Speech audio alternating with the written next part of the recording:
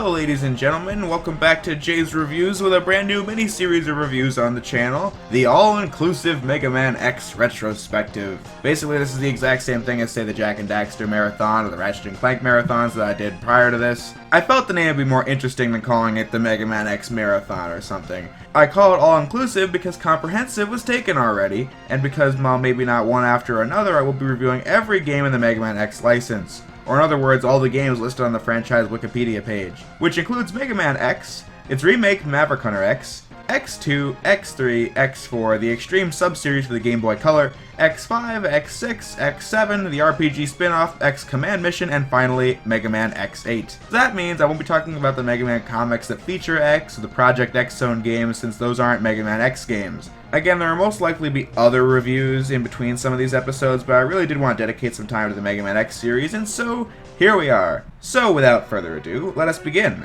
How did Mega Man X come to be? Well, to begin with, I should address the fact that there are many Mega Man franchises out there.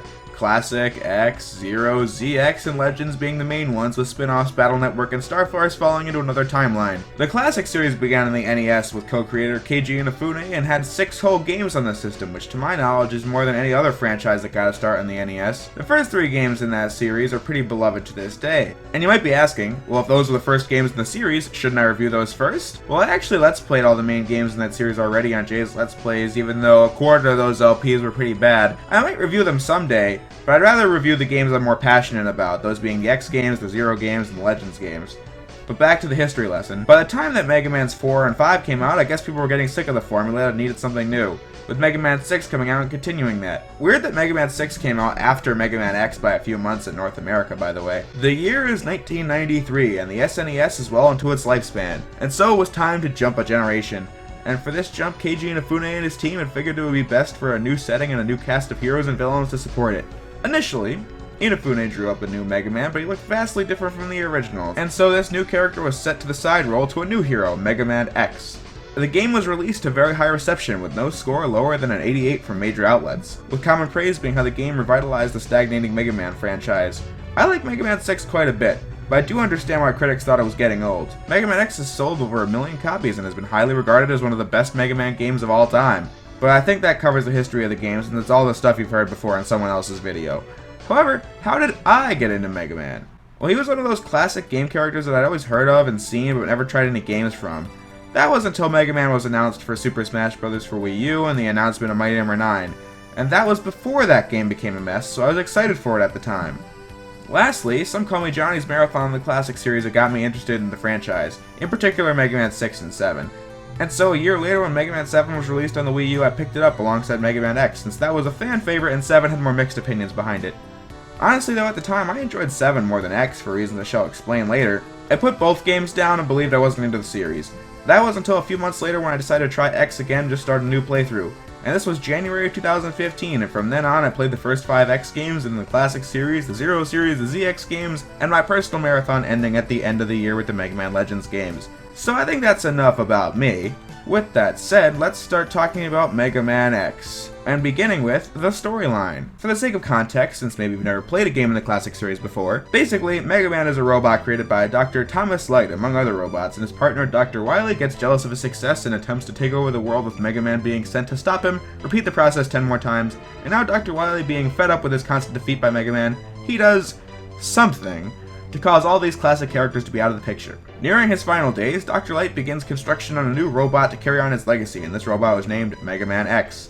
The X standing for Limitless Possibilities. X is designed with the innovative new feature to think freely like a human, but X will need 30 years to confirm his reliability. But 100 years later, a man named Dr. Kane is digging for something and finds X and uses his design to make a new line of robots called Reploids, who can also think for themselves. However, with this, some Reploids turn against the humans and they're called Mavericks. The government makes a police force called the Maverick Hunters, but their leader Sigma goes Maverick and becomes the leader of the Mavericks. Mega Man X feels somewhat responsible and joins the Maverick Hunters alongside his mentor figure Zero, but upon facing off against Vile, one of the Mavericks, he's beaten, but Zero saves him. But from there, it's up to X to fight against the Mavericks and gain the strength to fight against Sigma and Vile. Just a quick spoiler warning though, if you don't want to hear some spoilers, skip to this point in the video. After doing so, X and Zero meet up again at Sigma's HQ to fight him, only to be stopped by Vile. Zero then sacrifices himself so that X can defeat Vile on Sigma, which is a pretty strong moment. X then faces off against Sigma and defeats him, ending the game with a hollow victory since X defeated Sigma but lost Zero in the process, and in the end he wonders why Reploids must face each other like this. The story I think is pretty good.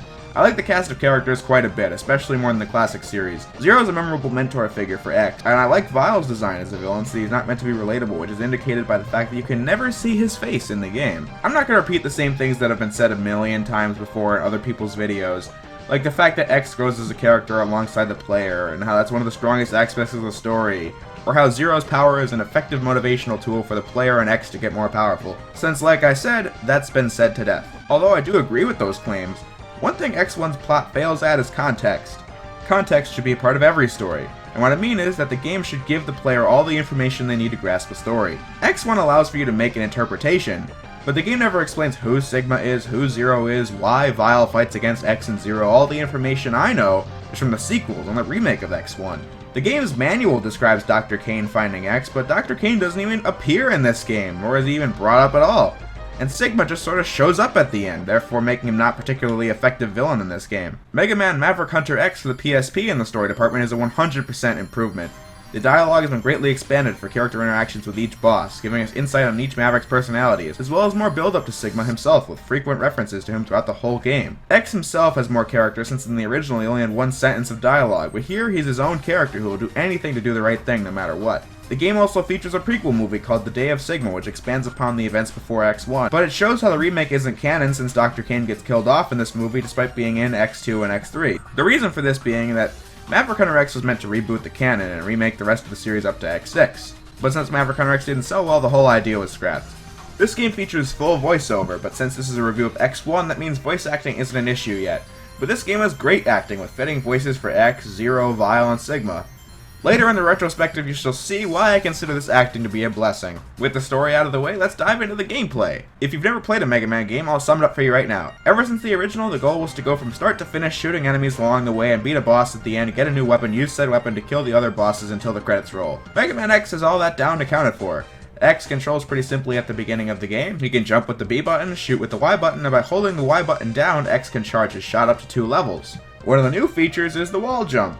X can latch onto walls and jump up in between them. The classic series isn't one of my favorites because of how getting hit by an enemy over a pit pretty much guarantees your own death. The wall jump gives you a second chance to save yourself. X travels through the 8 Maverick stages, those being Chill Penguin, Spark Mandrill, Armored Armadillo, Launch Octopus, Boomer Kuwanger, Sting Chameleon, Storm Eagle, and Flame Mammoth. Each level loaded with combat challenges and platforming, although a little less on that second one. Many people recently have criticized Mega Man X for its level design since many of them are straight line shooting levels. But in the classic series, the platforming was also a big part of the experience. And X slightly lacks in that regard. I don't disagree with this sentiment, seeing as a lot of the levels are combat focused, but the question is, do the levels compensate by being at a reasonable length? I'd say yes.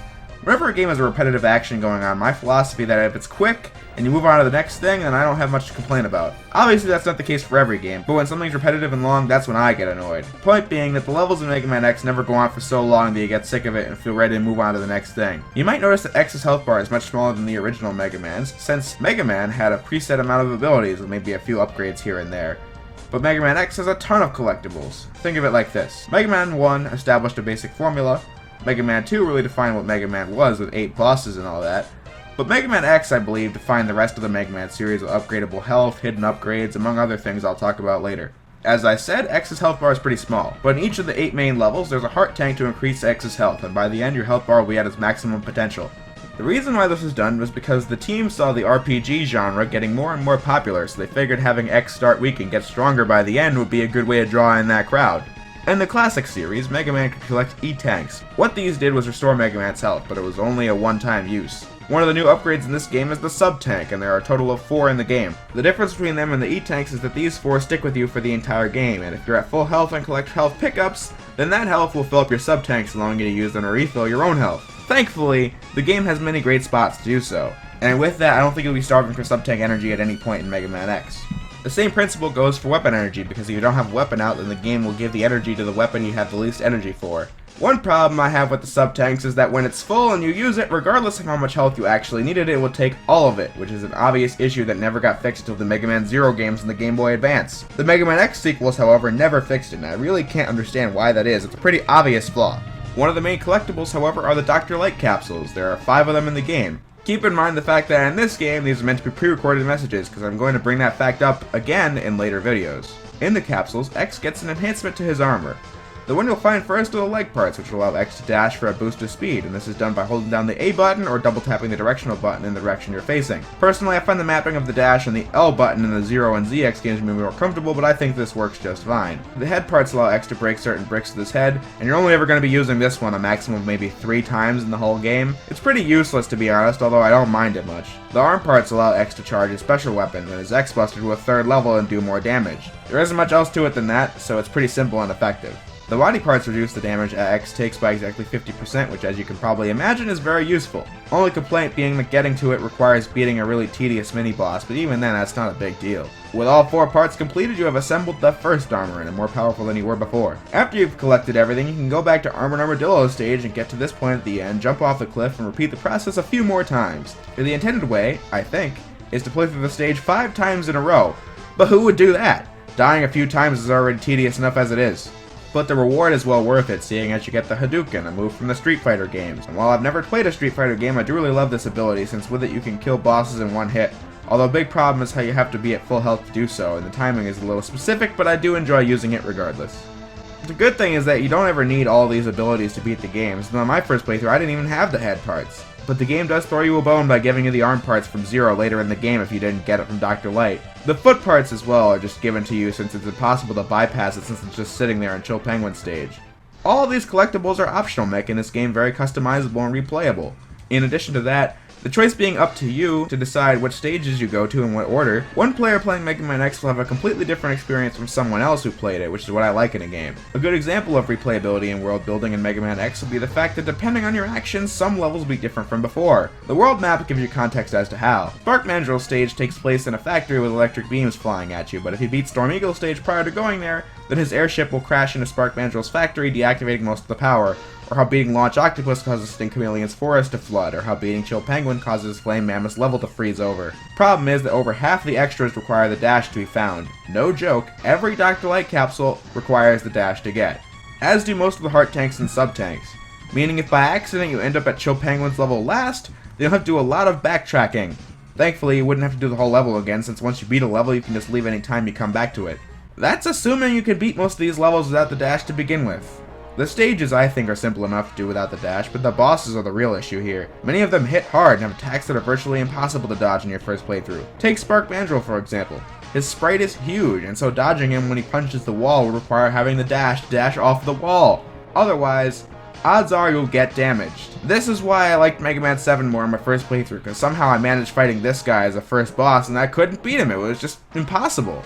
I managed to beat most of them on this run, but the thing you should keep in mind is, I've played this game many times, and so knowledge of stage layouts and boss AI is to be expected. But I don't think a newcomer could do it without getting several game overs.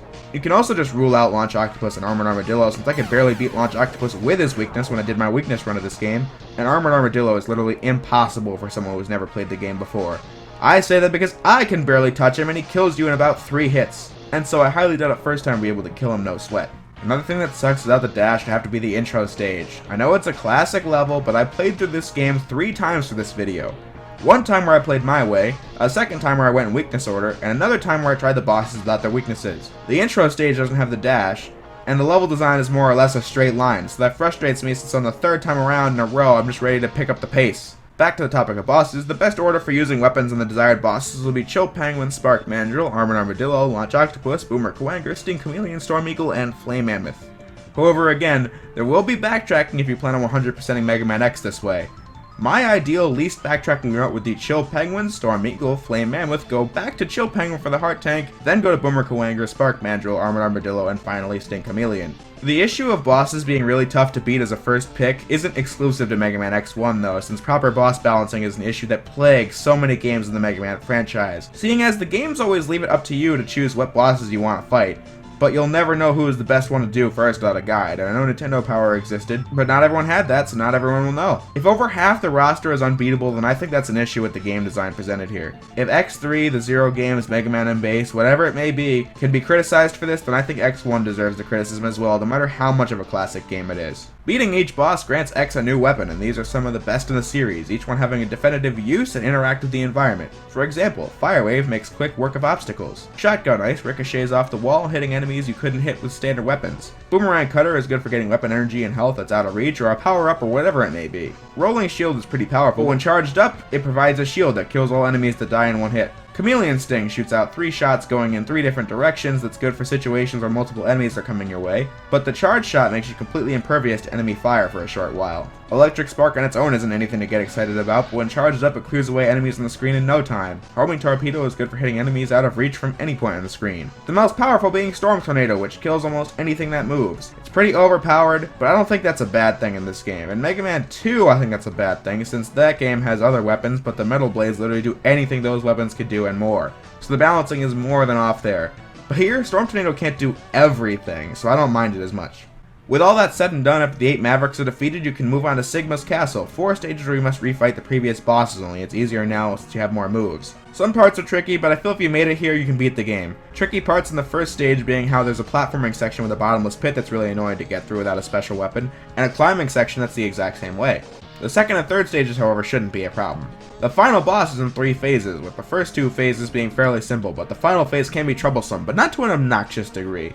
Rolling Shield is the only thing that does significant damage to him, but if you have 4 sub-tanks, I think you'll survive. Graphically, Mega Man X looks great. The sprites are all really well drawn and look good in motion. The backgrounds are a little flat, but I can take it. The game looks miles better than the NES titles. Even though those games were getting better with each game graphically, I still think X has them all beat, which is a given since X is on better hardware. The game tries to run at 60 frames per second, but unfortunately the frame rate really takes a hit whenever there's a lot of action happening. And this happens quite frequently, and it gets on your nerves when the game turns into the Matrix and something interesting is supposed to be happening, like this last bit of Armored Armadillo stage. But on the plus side, the soundtrack composed by many people is a joy to listen to, regardless of the SNES's sound quality. The soundtrack is very catchy and full of variety.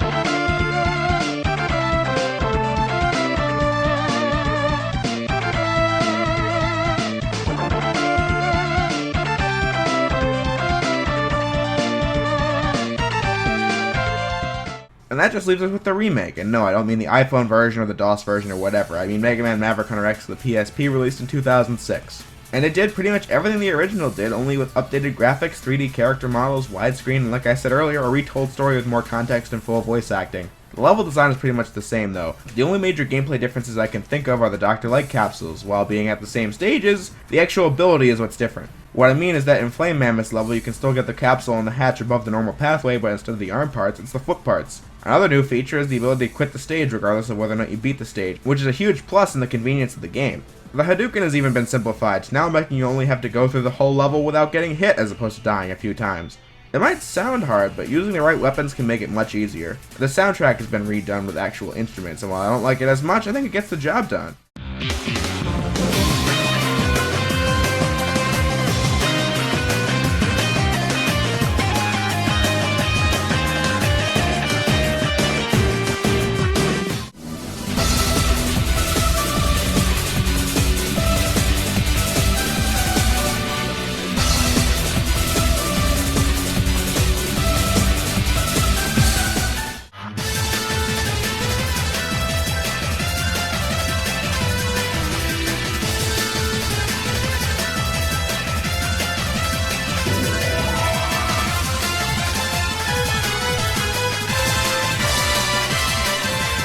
In addition to the main game, Maverick Hunter X also has a harder difficulty, the bonus movie I discussed earlier, and the ability to play as Vile, who plays pretty much how he fights when you face off against him. His campaign features the non-canonical version of the story where it's from Vile's perspective. He has several abilities at his disposal, like dropping bombs or firing out of his shoulder cannon, but honestly, I couldn't even beat the intro stage in this mode, since I feel like the game is much harder. It doesn't help that the exact same song plays in every single stage for the entire game. And the game also has a demo for the, at the time, upcoming remake of Mega Man 1 titled Mega Man Powered Up, which from what I played in the demo was a pretty fun time, although I've never played the full game. Maverick Hunter X is easily one of the best remakes I've ever played, since it's pretty much exactly what the original was, only with numerous improvements made to the experience. Although to be honest, I actually prefer the original. I don't know why, but the two are so close in quality that I could take either one. So in the end, Mega Man X is a fantastic game. I know I complain a lot here, and the reason is because at one point I was going to praise the game like there's no tomorrow. I was going to claim that this is one of my favorite games of all time. The game still is, but after hearing some arguments from friends and seeing people play it for the first time, the game does have difficulty balancing issues for first timers. The soundtrack is great, the levels are fun to play, the power-ups are fun to use, but the game isn't perfect. I love it to death, but I can't deny the poor frame rate, which the X Collection does fix by the way, or the hard to beat bosses or levels not being fun to play without the dash, etc. However, the lasting appeal that comes from getting better at the game and choosing what upgrades to get is quite strong, and for that I love Mega Man X. You can find the game on the Wii and Wii U eShops for $7.99, it's on the Mega Man X Collection, which you can find on the PS2 about $12, or on the GameCube for about $50. Maverick Hunter X is also on PSP for $13, or PS Vita and PS TV shops, and the Super Nintendo cart won't cost you much either, so I'd say pick it up if you can. But with that, Mega Man X is pretty much covered, so next up on the all-inclusive Mega Man X retrospective is Mega Man X2 for the Super Nintendo. With that said, I'll see you guys in the next video.